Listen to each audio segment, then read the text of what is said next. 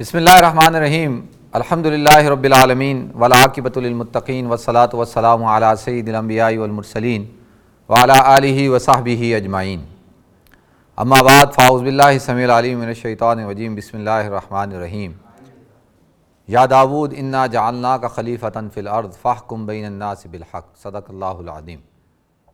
یا رب صلی وسلم دائما ابدا، مولا صلی وسلم دائما ابدا علی حبیبک خیر الخلق کلہم۔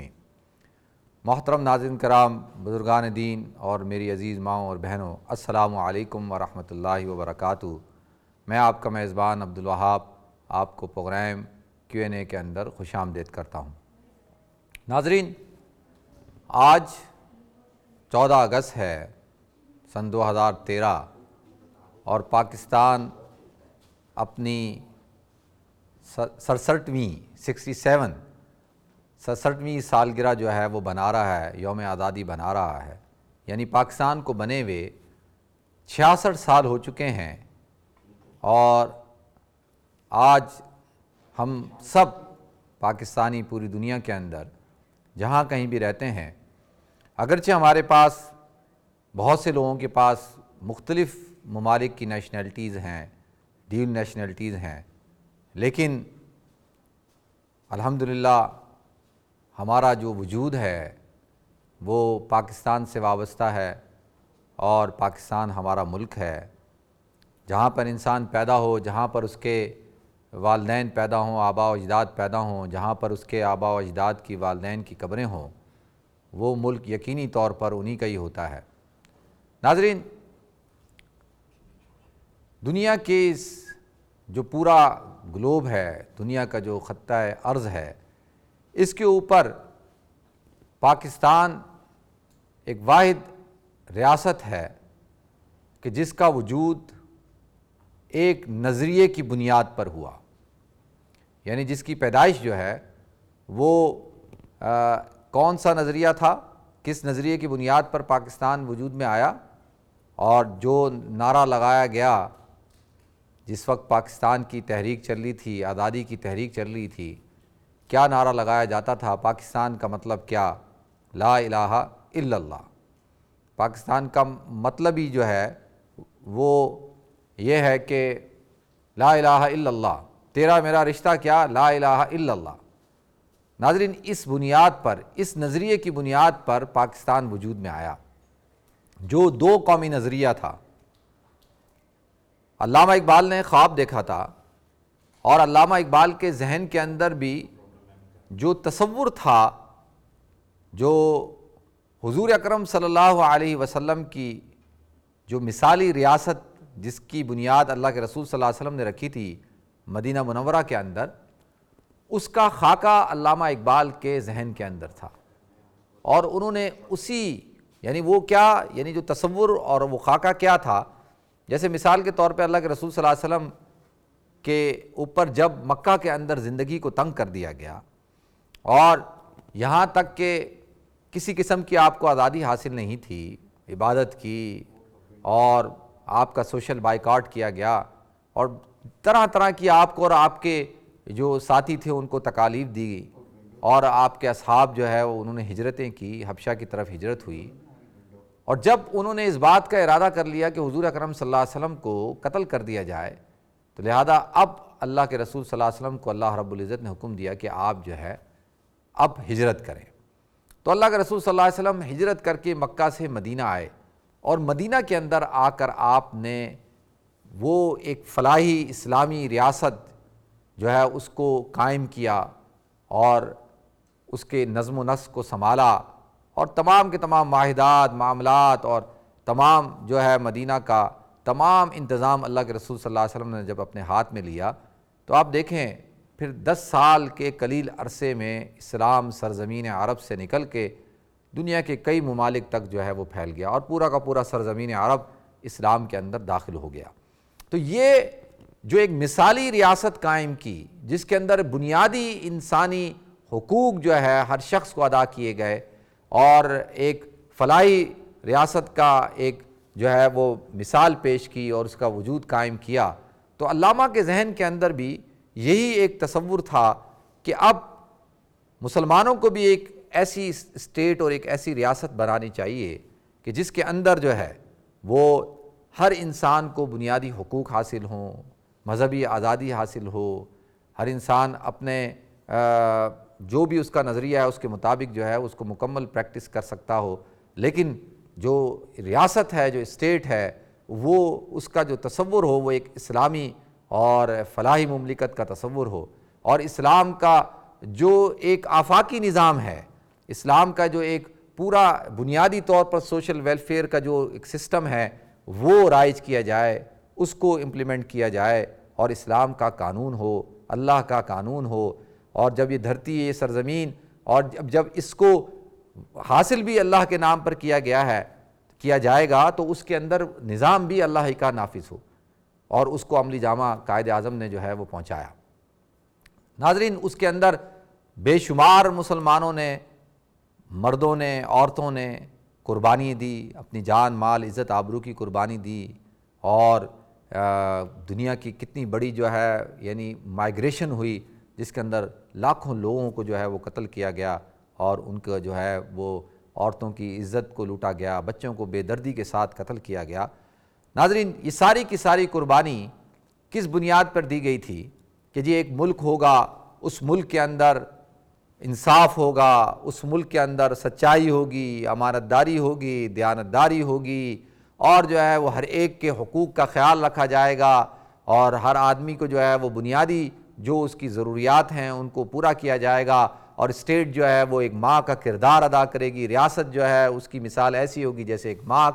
کا کردار ہوتا ہے خاندان کے اندر، ریاست بھی اس طور پر جو ہے وہ اپنا کردار ادا کرے گی، اور یہ سارے تصورات کے ساتھ جو ہے وہ پاکستان جو ہے وہ بنایا گیا، اور پاکستان کا وجود دنیا کے اندر، دنیا کے جو گلوب تھا، پورا دنیا کا جو نقشہ تھا، اس میں ایک ملک کا اضافہ ہوا جس کا نام پاکستان تھا۔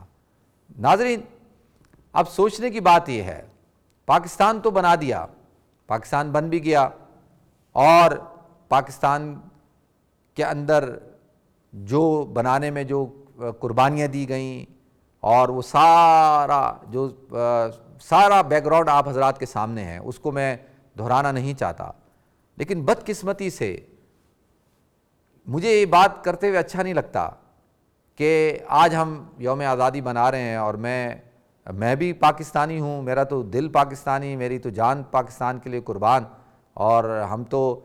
پاکستان کے ساتھ جو ہے جو ہماری وفاداری ہے اس میں کوئی شک و شبہ نہیں، اور پاکستان ہمارا ملک ہے، اور میں اور ہر محب وطن پاکستانی یہ چاہتا ہے کہ جی پاکستان کے حالات ٹھیک ہوں، پاکستان کے اندر جو سچویشن ہے وہ سچویشن ختم ہو، اور یہ جو لا اینڈ آرڈر کی سچویشن ہے، خاص طور پہ جو بد امنی ہے، یہ جو روزانہ بم دھماکے ہیں، مار دھاڑ ہے، یہ ختم ہو، تاکہ پاکستان ایک پرسکون ملک بنے۔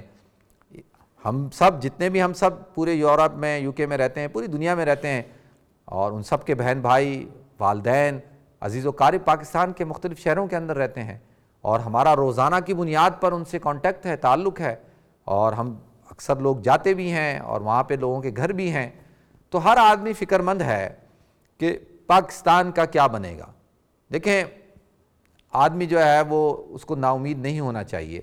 اور یہ جو بد امنی کے بادل پاکستان کے اوپر چھائے ہوئے ہیں، اور اس وقت جو معاشی صورتحال قائم ہے، دیکھیں بادل جو ہے وہ تو خود ہی گزر جاتے ہیں، چاہے برستے ہیں یا بغیر برس سے گزرتے ہیں، لیکن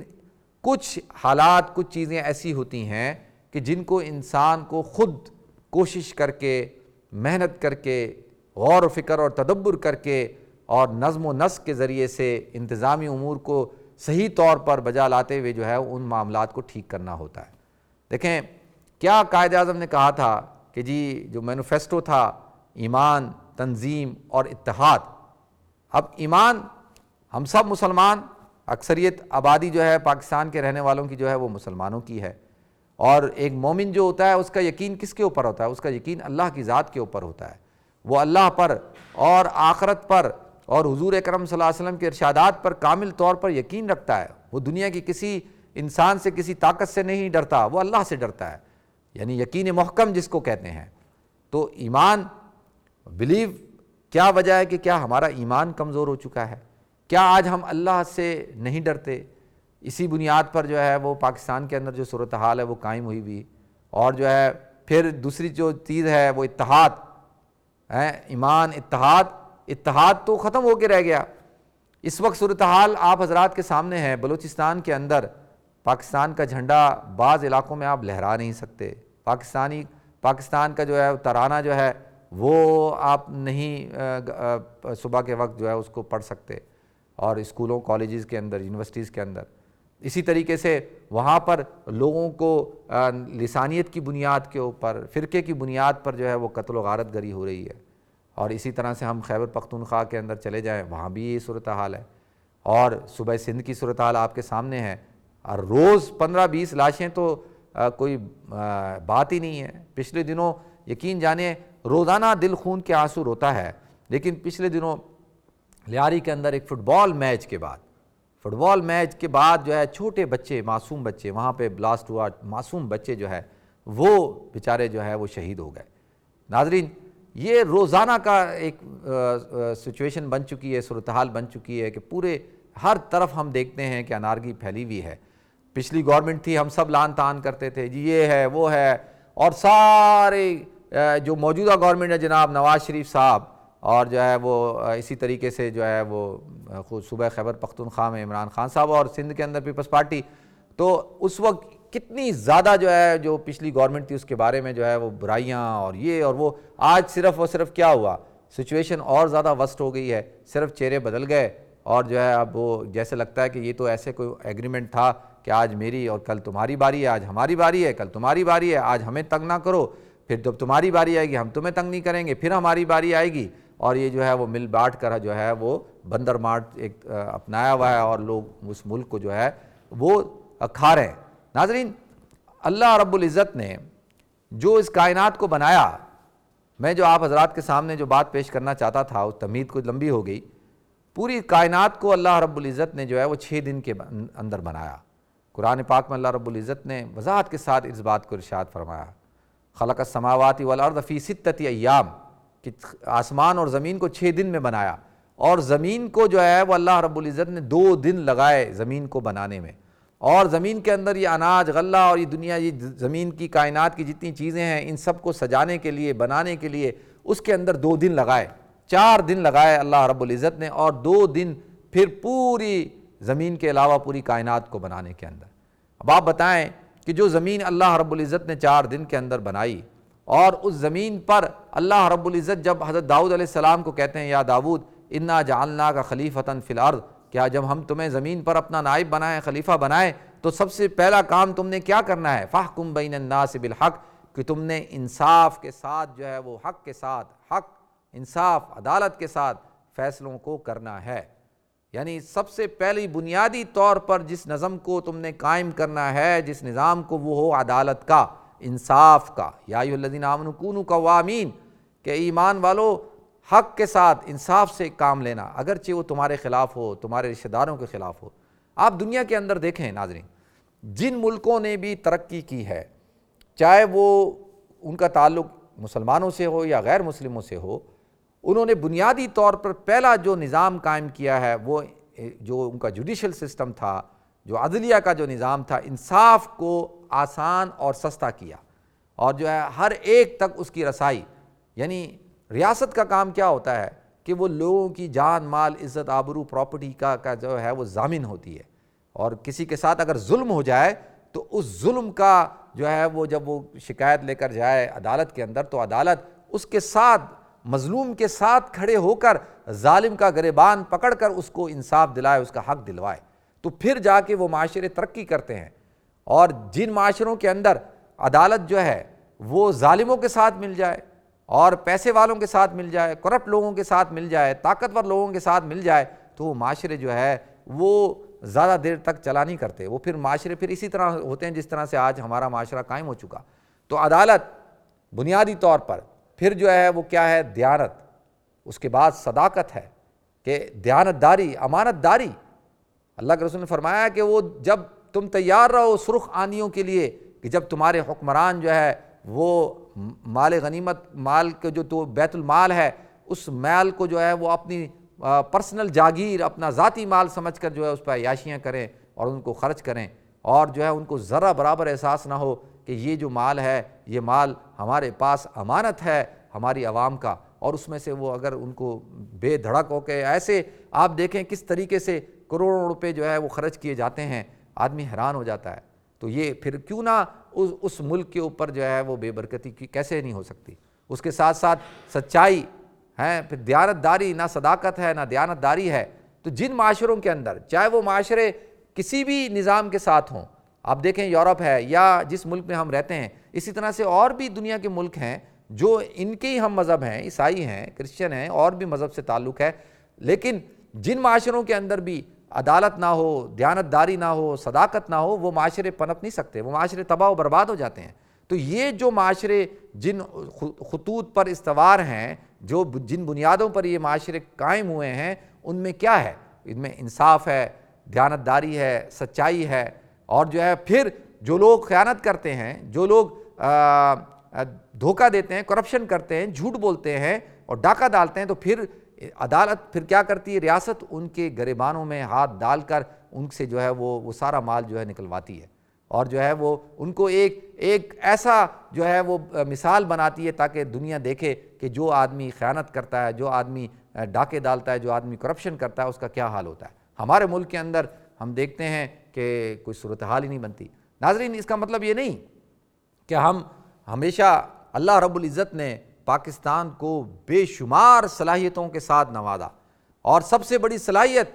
کیا ہے پاکستان کو جو حاصل ہے؟ پاکستان کی جو ہیومن فورس ہے، ہیومن ریسورسز ہیں، پاکستانی جو قوم ہے اور پاکستان کے رہنے والے انسان جتنے بھی ہیں، وہ سارے کے سارے جو ہے وہ اعلیٰ صلاحیتوں کے مالک ہیں، اور ان کے اندر کسی بھی قسم کی کوئی کمی نہیں ہے۔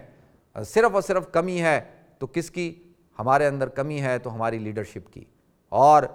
ول کی، اخلاص کی۔ بددیانتی ہمارے اندر اوپر کے طبقے میں بھی ہے، نیچے کے طبقے میں بھی ہے، اور لہذا اب دیکھیں مسجد کو اگر بنایا جائے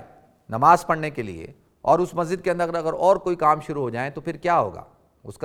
کا جو بنیاد اور جس کا جو مقصد تھا وہی فوت ہو گیا۔ پاکستان بنایا گیا تھا کہ جس کے اندر اسلام کے نظام کو نافذ کیا جائے گا، اس کے اندر قرآن اور حدیث کا نظام نافذ ہوگا۔ لوگ عجیب قسم کے سوالات اٹھاتے ہیں کہ جی آپ بات کرتے ہیں اسلامی نظام کی، کون سا نظام اسلام کا نظام نافذ ہوگا؟ کیا جو ہے وہ سنی بریلویوں کا نافذ ہوگا، دیوبندیوں کا نافذ ہوگا، شیعوں کا نافذ ہوگا؟ کس کا نافذ ہوگا؟ آج فقہ حنفی ہوگا، شافعی ہوگا، مالکی ہوگا، اور جو ہے وہ حنبلی ہوگا؟ کون سا ہوگا؟ لوگوں کو کنفیوز کیا جاتا ہے، اور لوگ بیچارے جو ہے وہ کہتے ہیں ہاں جی پاکستان میں کس کا نظام ہوگا، کس کے مطابق جو ہے وہ ملک کو چلایا جائے گا؟ دیکھیں قرارداد مقاصد کے اندر وضاحت کے ساتھ لکھا ہوا ہے، اور پاکستان کے اندر، دنیا کے اندر یہ اصول ہے، دستور ہے کہ پاکستان جس ملک کی بھی میجورٹی جس مکتبہ فکر کی ہوتی ہے، جس سوچ کی ہوتی ہے، جس نظریے کی ہوتی ہے، اسی پاکستان کے اندر الحمدللہ 90% لوگ جو ہیں وہ اہل سنت سے ان کا تعلق ہے، اور حنفی فقہ کو، حنفی اسکول آف تھاٹ کو فالو کرتے ہیں۔ تو لہذا اب نظام بھی جو ہے وہ حنفی اسکول آف تھاٹ کا ہوگا، اور نظام بھی اہل سنت، اور جو تشریحات، جو تعبیرات جو ہے جو اہل سنت پیش کریں گے وہی ہوگا، نہ کہ جو ہے وہ آپ سب کچھ منورٹیز اور کچھ لوگوں کو جو ہے وہ آپ کہیں گے نہیں جی اب، اور باقی رہ گی بات پاکستان کے اندر شوافے تو رہتے نہیں ہیں، شافی تو بالکل بھی نہیں ہے، میرے خیال میں 1% بھی نہیں ہوں گے، 1% ہوں گے، اور مالکی بھی نہیں ہے، مالکی تو 1% بھی نہیں ہوں گے، حنبلی بھی نہیں ہے، اور زیادہ تر کا تعلق جو ہے 90% کا تعلق جو ہے وہ احناف اسکول آف تھاٹ سے ہے۔ تو لہذا لوگوں کو کنفیوز کر دیا جاتا ہے، لوگ کہتے ہیں ہاں جی کون سا فقہ نافذ ہوگا، کون سا اسلام نافذ ہوگا؟ اسلام تو وہی ہے جو رسول اللہ صلی اللہ علیہ وسلم لے کر آئے، قرآن اور حدیث، قرآن اور سنت، اس کا نظام نافذ ہوگا، اور اس کی تشریعات پوری کی پوری جو ہے وہ موجود ہیں۔ تو لہذا میں یہ سمجھتا ہوں کہ پاکستان کے اندر اگر جو ہے سب سے پہلی بات جو ہے وہ بنیادی طور پر جو ہے وہ ایسا، یہ جو دیانتدار قیادت جب تک حکومت میں نہیں آئے گی، اعلیٰ احکام کے اندر دیانتدار قیادت نہیں آئے گی، چاہے وہ بیوروکریسی ہو، چاہے وہ ہمارے پولیٹیشنز ہوں، چاہے وہ ہماری عدلیہ ہو، چاہے ہماری وہ آرمی ہو، فوج ہو، یہ جتنے جو 4 بنیادی جو ستون ہیں، جب تک ان کے اندر جو ہے وہ دیانتدار اور امین جو سمجھتے ہوں، جو امانت دار ہوں، اور جن کی شرافت اور جن کی جو ہے وہ دیانت پر کوئی آدمی انگلی نہ اٹھا سکے، جب تک وہ لوگ آگے نہیں آئیں گے، جب تک ایسا نظام نہیں بنایا جائے گا کہ ایسے لوگ اوپر آئے. ہمارے ہاں تو بدقسمتی سے کیونکہ ہمیں تو جینے نہیں دیا گیا. پاکستان جب سے بنا بنتے ساتھ ہی سازشیں شروع, اور جو ہے وہ ہم پر جو ہے وہ ایسے حالات مسلط کر دیے گئے, اور جو ہے کشمیر کا مسئلہ ڈال دیا گیا, اور پھر جو ہے وہ انڈیا نے آپ کے وجود کو تسلیم ہی نہیں کیا. آج دن تک آج بھی آپ دیکھیں کہ کیا صورتحال ہے. تو لہذا میں